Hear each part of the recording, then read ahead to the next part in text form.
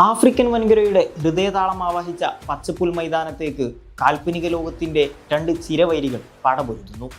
ഒരു വശത്ത് അറ്റ്ലസ് പർവ്വത നിരകളെപ്പോലെ അചഞ്ചലമായ പ്രതിരോധവും അറേബ്യൻ മണലാരണ്യത്തിലെ മിന്നൽ പിണറുകൾ പോലെ തന്ത്രങ്ങളും ഒളിപ്പിച്ചു വെച്ച മൊറോക്കോയുടെ അറ്റ്ലസ് സിംഹങ്ങൾ.